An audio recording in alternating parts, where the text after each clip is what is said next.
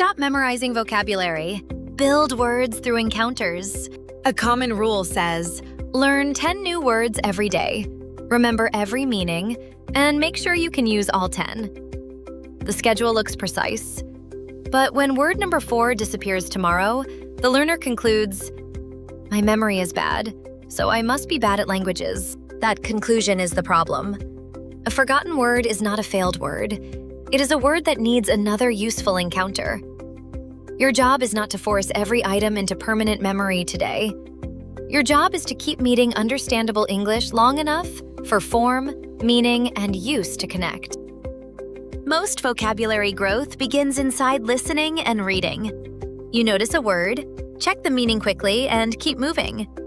When the word returns, check again if you need to. A second lookup is not proof that the first lookup failed. Take charge. In the first sentence, my phone needs a charge, you learn a connection to battery power. You may recognize the word today and still need help tomorrow. That is normal.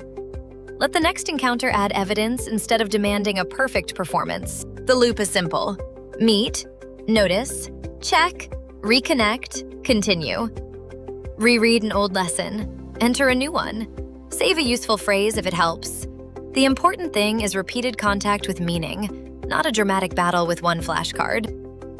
One translation rarely gives you the full scope of a word.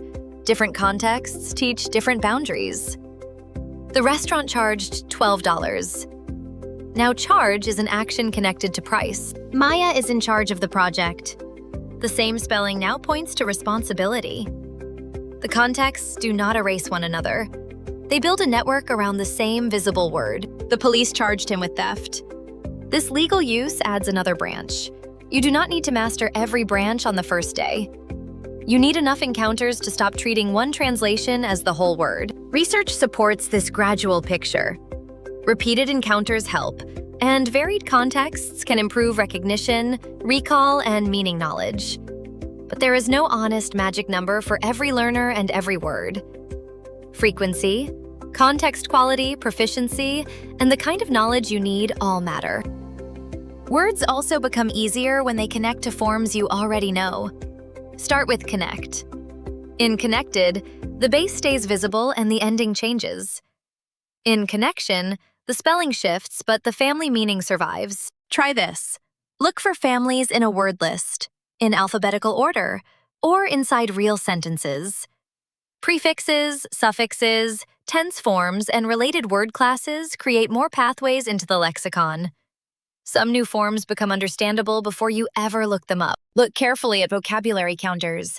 A system may count connect, connects, connected, and connecting as 4 known words. That can be useful progress data, but it is not 4 unrelated ideas. Count honestly, and use the family to learn more efficiently. Review can be another exposure.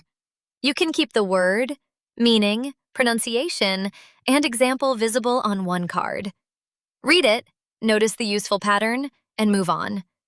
That low-pressure restudy can support recognition and keep you engaged. For faster recall or speaking, add a brief retrieval attempt. See the meaning or picture, try to produce the English word, then reveal the answer and correct it. Return later with spacing. Retrieval with feedback is an evidence-based accelerator, not a test of your worth. Choose the tool for the outcome. Too tired to retrieve? Restudy and keep the habit. Need to use a word in conversation? Attempt, check, and try again later. Neither path requires you to sit there and punish yourself until one word surrenders. Poor memory is not a useful learning plan. Memory differences are real, but you can control the process. For 7 days, choose English you mostly understand. A short article, story, podcast, or video. Save only 3 words or phrases that matter to the message. During the week, meet those words naturally. Look them up again without embarrassment. Notice one new context or family connection. Reread or re-listen when the material is worth returning to. If productive use matters, add one short retrieval with feedback after the meaning is clear. Track stages, not perfection. New, noticed, familiar, understood here, and usable. A word can move forward, pause, or feel weaker in a new context. Receptive knowledge is still progress. Productive use usually needs its own practice. At the end of 7 days, do not ask whether you mastered 70 words. Ask, which words became easier to notice? Which meanings became clearer? Which phrases can I now retrieve? Those questions measure a learning process instead of a daily quota. Vocabulary is fundamental, including words you understand before you can use them. Keep the method in 5 moves. Meet, notice, check, reconnect, and retrieve when the goal requires it.